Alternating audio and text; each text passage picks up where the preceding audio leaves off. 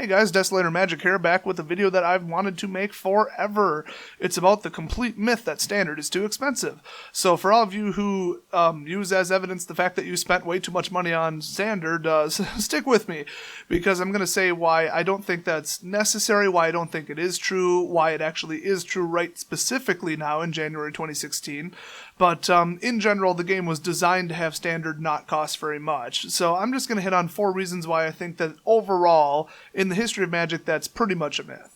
So the first and most significant thing is don't follow trends. You don't have to follow the trends is what I'm saying. I'm not just saying don't do it and then have fun losing. I'm saying you don't have to do it. It isn't really too expensive if you don't follow every little shift in the meta. You know, you don't look at every tournament and rebuild your deck or change it based on what the new best decks are. Because that's really expensive to do right now. Because, I mean, I think somebody did a video saying that the top 3 decks were like $900, $800, and $600. That's like modern level. I mean, that's crazy.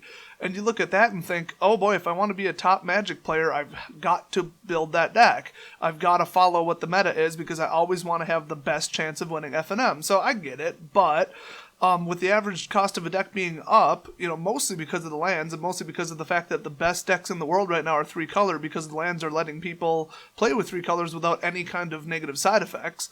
You know, people see the net deck ranking charts and they think I have to copy it verbatim because if I play a net deck from a month ago, I'm not going to stand a chance. So they keep buying more cards and more decks and changing it and doing this and tweaking that and rebuilding this. And it does get expensive if you do that, but you just don't have to. Because if you don't follow it, you won't get just run over by a steamroller. That's a complete myth by itself. You know, you could come up with a deck, and if you know it's good, you're an experienced player, you look at it, you say, this is balanced, it has a central theme, this is a good deck, you really still can win with it. It's not like you get completely blown apart.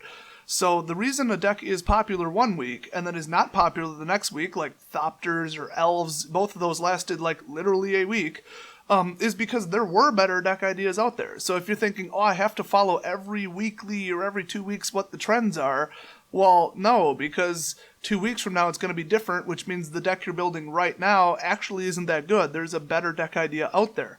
So just take whatever cards you want, a lot cheaper cards, and build a deck that you think is good. And if you're right, and if you know what you're doing, it is good, and you will win with it. So you don't have to be a follower, and everybody knows I'm anti-net decking, and that's one of the softer reasons. You can win without net decking. It is possible to do if you know what you're doing. So you actually have a bigger advantage by looking for a common trait in the top net decks and then building a deck specifically designed to defeat that. So I remember one time all of the decks that were on the top were very Planeswalker heavy, very, very do nothing till turn 4, very mixed color, very fetch heavy. And one guy brought, just out of nowhere, a red dash super damage blitz deck with a lot of burn spells in it. He came in first place on his first try. He had never actually demoed the deck. His first time playing it was the first round, and he came in first out of 40 people. And that's pretty good. So they just didn't see it coming, and it forced everybody to change because then naturally everybody saw his deck and was like, huh, that's an $11 deck. I'm going to build it. So the next week there was 5 of them playing it, and that was it. So if you build a deck and you think this is going to do a lot of damage really quickly, everybody else is playing all this top-level meta, net deck, blah, and none of them bring out highly defensive creatures or even highly offensive creatures or really any creatures. Some of them only had 8 creatures in them total. I'm going to play creatures and just blitz it, and they're not going to be able to remove enough of them because there wasn't enough, board wipe. Well, there you go. I mean, you're right. You know what's going on. You know you're right. Bring the deck and go win with it. So that's what I've been doing for a long time. I always call myself at FNM the king of rogue decking because I don't just build a deck that I think is good. I build a deck that I think will beat the other decks that I'm looking at. So it's a lot more fun if you do that because it's kind of a cat and mouse game and it's like logic, like who's going to change their deck first. And, you know, all the net deckers hate me, but whatever. And then, of course, they get all mad because, you know, they dropped $800 on this deck and some website said it was the best deck in the world, so they feel entitled to win because they put more money into it, which, of course, has nothing to do with skill or effort or knowing how to play the game or, you know, determining what your opponent's deck contents are. It's just, oh, I built a net deck, yay. And, they get all pissy when they lose to me with, some cheapo deck that I'm running. But my deck, if you look at it, I always say, if we were to play 100 games in a row, how many do you think I'd win? And sometimes they say, oh, well, I can't get past this card, and, I'm playing goblins, and you've got Bile Blight, Drown in Sorrows, Murderous Cut, Virulent Plague. I mean, they would lose 99 of them. I mean, I just built a better deck. And then they keep saying, well, it's not a better deck, it just beats mine. Well, there you go. That's what I'm saying. I built a deck just to beat all the jerks playing goblins. I got so sick of losing to goblins, I built the opposite. And that's what you can do. And my deck was, maybe $20, if that. Bile Blight wasn't an expensive card. Virulent Plague wasn't expensive. It was like $1 a card. Like I always say, the sleeves cost more. I always complain about the cost of sleeves and the cost of deck boxes because that's what my major expense is. I do occasionally, if I really like a deck idea and it costs $100, I'll build the deck. I don't have a problem spending money. I mean, I sell $50,000 worth of cards online at least per year. So, there's no shortage of income. I just don't agree with the whole I'm going to chase the meta around and spend $1,000 a month on it. I just think it's stupid. I have other things to spend my money on as much as I love Magic, obviously. When I was playing that deck, I actually came in 4th overall, or 6th or something like that. I ranked just barely, so it was hilarious. I kept bringing it over and over and over until people just stopped bringing Goblin decks. But, I keep hearing that phrase, I had to. Like, I had to build this deck. I had to change it. I had to add this one card. Well, I mean, nobody had a gun to your head. Like, did your old deck that was sitting there that you did just fine with 2 weeks ago, you haven't changed it? Is it just sitting on a shelf getting worse? No, I mean, it's the same success rate. It works. The cards work together the same. It's just people now perceive it as weaker. So you thought it was the bomb and it was the best deck in the world, but then at the same time, 2 weeks later, you think it's not. And the deck didn't change. It's just there were better decks out there. So I'm living proof that you can find a better deck and play it and not have to spend tons and tons of money just chasing around the meta. So that's really the number one source of the myth. I mean, so just stop following the trends. And, it's like a vicious cycle, really. You spend a lot on a deck, then you feel it better win because you better earn a lot of free packs at F&M because it costs you so much. So you got to kind of dig your way out of the expense and make it pay off. And then, you have to follow the meta game and build more expensive decks and mod your decks because, you're already into it so far that now you got to keep up. You can't let your deck get stale. So you get caught in this cycle of spending money, and just hoping that you, reduce the amount of money you have to spend in the future by winning free packs and just pulling the good cards or making trades. So it kind of gets stuck in this cycle where you are caught up. Once you start net decking, you have to continue net decking and you have to continue buying the most popular cards. Otherwise, you will start losing. And that's why people say, oh, I'm just so unhappy with all the cards I, quote, had to buy, when really they didn't have to do anything. So, you know who really isn't spending an arm and a leg on brand new meta deck or metagame net decks? The people who invent them. The first couple people who show up to a tournament with them. I mean, the cards aren't expensive until everybody starts playing them, usually, if it's a brand new concept. So if you just put on your thinking cap, try out a new deck with lower valid cards in it, and see where it takes you, you might be pleasantly surprised at how often you win. I mean, I almost always, every single Friday Night Magic, no matter what deck I built, no matter how crazy it is, go 3-2. Just because they're good decks. I don't bring decks that'll purposely lose. I mean, come on. And once in a while I'll go 4-1. Once in a while I'll go 2-3, but it's just never an 0-5 blowout like people think in their head where, oh, I'm going up against a net deck and my deck only costs $10, so I'm going to lose. It's really just not true. Now, the one really important thing to add to that, of course, is if you really don't like deck building, you don't like tuning your deck, you just want to play with one that's just good. Some people just aren't into doing math, they aren't into play testing, or they don't have friends that live close that they can play test with, or they don't use MTGO. I know I don't. Maybe just not net decking, deck building, deck construction, deck engineering is not your thing. Well, all you have to do is, I personally have 7 standard decks right now, and they're all really good. They're all drastically different from each other, but they're all really good. And, people like me, I love building decks. I absolutely love it. So, the chances are there's somebody like me over at your LGS, and they've just got a pile of decks, and they're actually unhappy, like I usually am, that they're not represented at F&M, because I have these 6 fantastic decks, and it's going to take me 6 weeks to play them. So nobody even gets to see my brand new masterpiece until 6 weeks from now. now. And, I always build more decks than I have FNMs, unfortunately. So I end up playing them in casual and then just stomping my friends because casual, usually it's a little bit lower grade decks, but mine aren't. So just find your local Desolator and ask him if you can borrow a deck from him. And usually the answer is yes.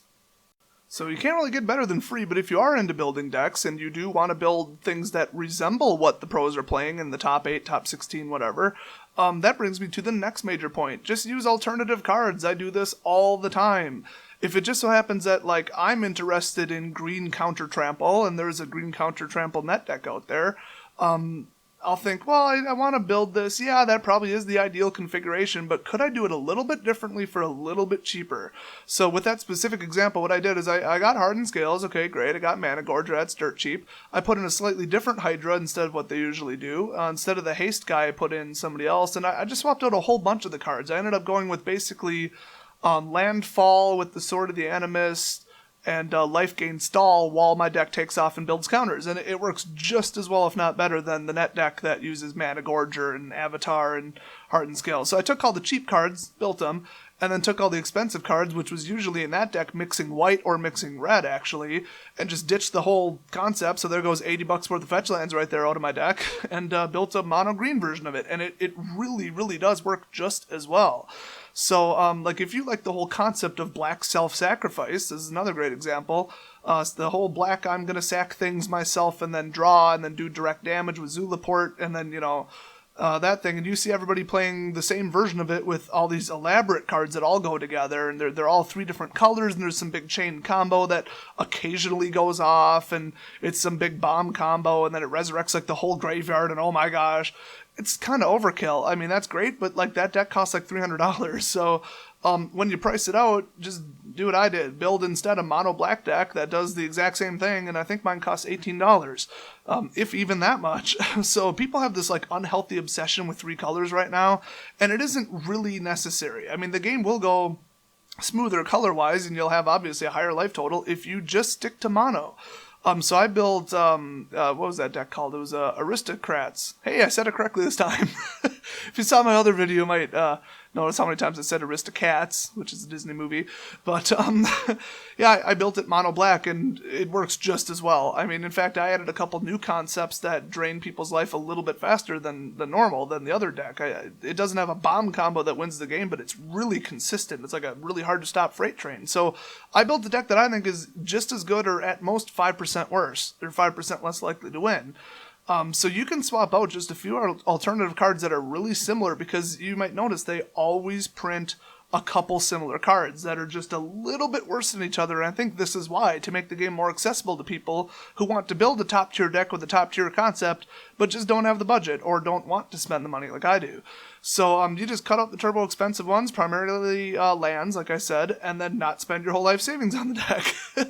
So a great example of this, the star example is Heroes Downfall. They had at least 3 cards back in the day that were called Poor Man's Heroes Downfalls. They were also 3, or maybe they were 4 and were a sorcery, or they cost 3 and they were an instant, but they didn't kill planeswalkers, it just killed creatures, and people were building decks but taking out Heroes Downfall because it was 20, 25 a card? That's $100, hello, and putting in a 50-cent kill spell.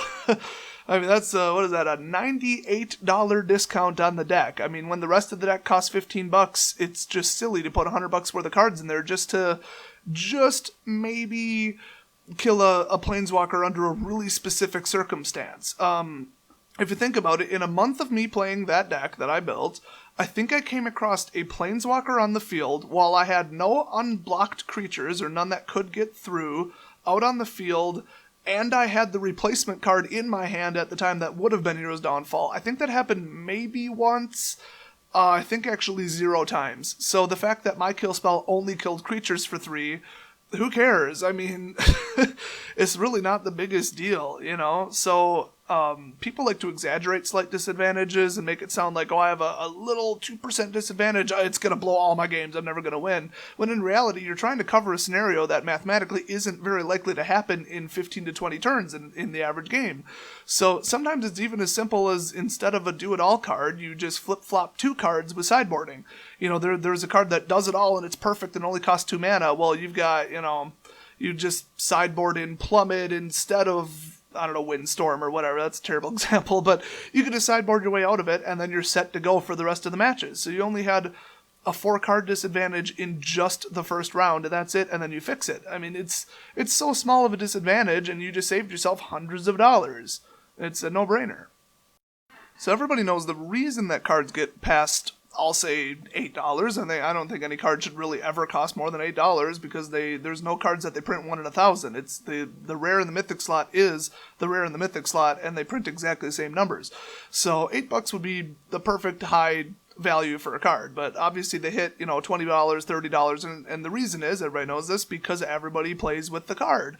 Like that Jace card, it was in, I think, 2 different decks, and it was the keystone to the deck, so everybody wanted it. And it gets even worse when people in Modern want it, because now you got all the Standard and all the Modern players, and they all want the same card. Oh my gosh, it goes through the roof. So that's what happened with almost Treasure Cruise. That wasn't quite true because it was a common. There's just no such thing as an expensive common, but the foil version of it was certainly $35. That's true. So it's supply versus demand. When you think about it, that's all it comes down to. So how many 50-cent rares are there in a given set? Just answer that in your head.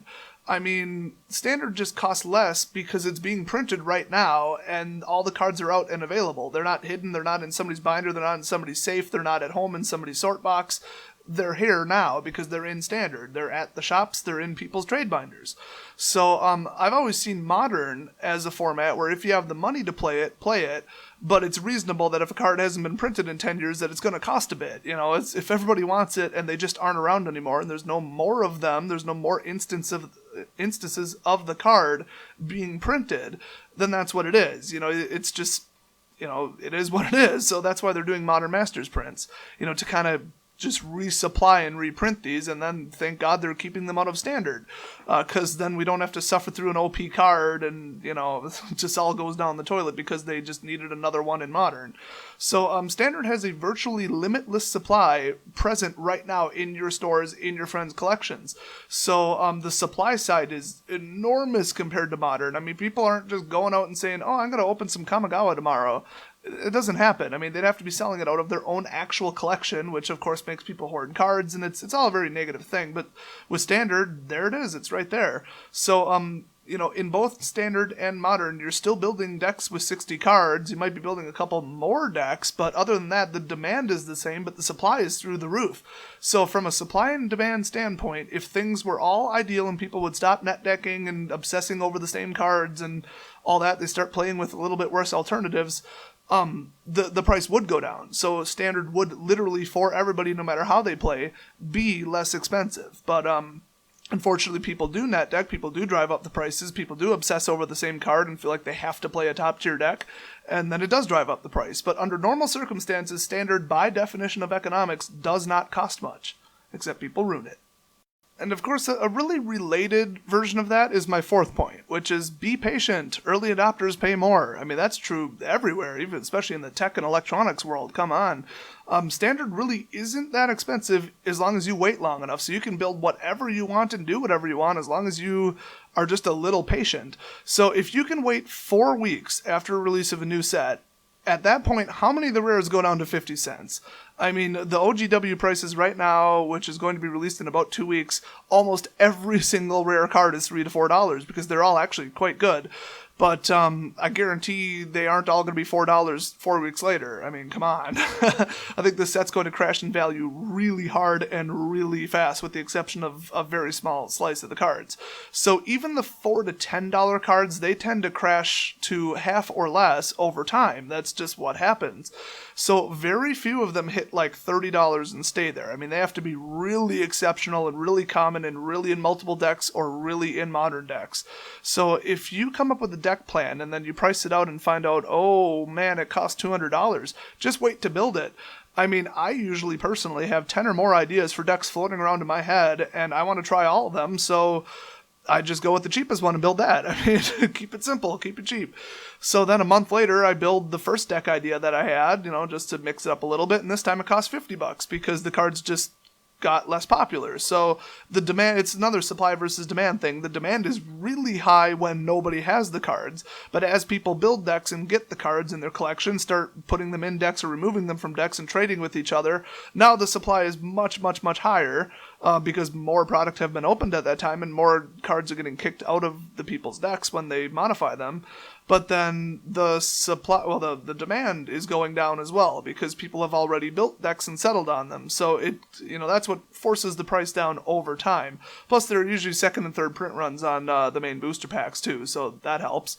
So people will be bringing in, all this experimental craziness when the new set drops, and your fine-tuned deck that you were operating just fine from 2 weeks before, it's still working, so you actually will probably beat them. So instead of buying any of the new cards, you could just wait a week or two and play with whatever deck you're playing with the week before. That's another option.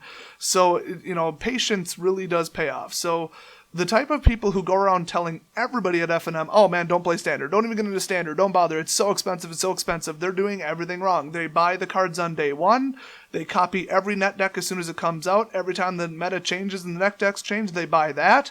And they really just go nuts over the same card. If it's an expensive card, they'll buy it on purpose because it's expensive, so they say it must be good. So they violate all 4 of the major points that I just made right here.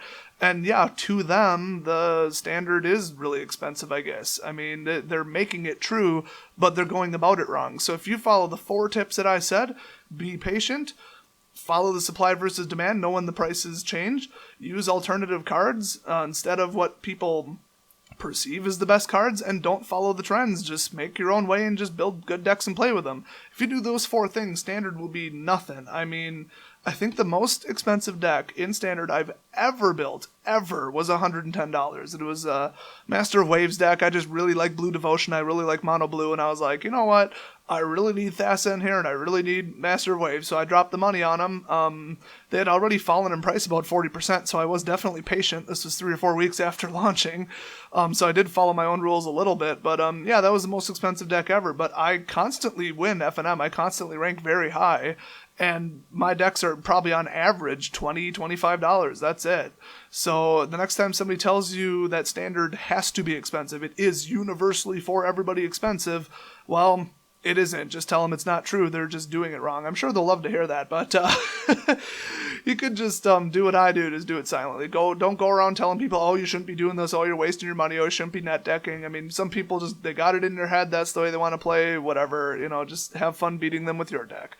So that's about all I have to say on Standard pricing, and I'm definitely going to make a follow-up video about why most of what I just said isn't true right now. So it's probably going to be titled something like Why Wizards is Ruining Standard, or Why Standard Sucks Right Now, or something like that. And it all comes down to 3 colors. 3 colors ruined everything. I mean, the game has colors for a reason, and they just flushed them all down the toilet. So hope you see that video. If you want to make sure you see it, hit that subscribe button, and I will see you next video. I'm used to it.